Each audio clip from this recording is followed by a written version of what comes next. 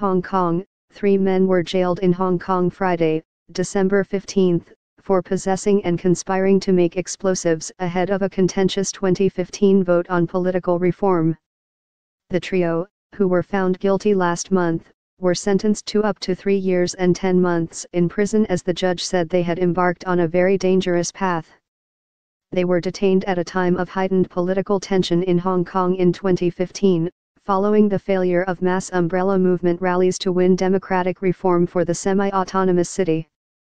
Although no end product was produced and recovered, the ingredients and know-how were there, Judge Kevin Zervis told the court Friday, referring to the explosives plot. The sentencing must reflect the gravity and seriousness of the criminality disclosed, he added. A high court jury had found Rizzi Pennelly, 24, guilty of 1 count of conspiracy to make explosives and 2 counts of possessing explosives. He was sentenced to 3 years and 10 months Friday.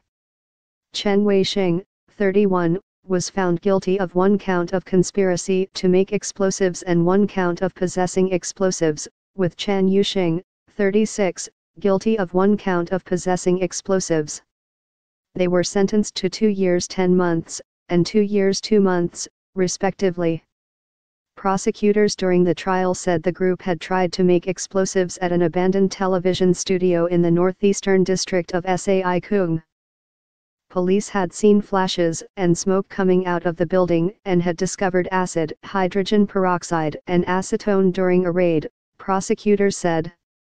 The trio were arrested in June 2015 as legislators prepared to vote on a Beijing-backed reform bill on how the city should choose its next leader. The legislation, which stipulated that candidates must be vetted by a committee loyal to Beijing, was eventually voted down by pro-democracy lawmakers. The court heard during the trial how the defendants had joined an anti-government group which had discussed causing chaos around the legislative vote. Local media previously reported that the group advocated independence for Hong Kong. Calls for self-determination or even a full split from China grew out of the umbrella movement's failure to win concessions through largely peaceful protests. Zervis said in sentencing that he could find no reason for the defendants to possess explosive substances other than for some untoward purpose.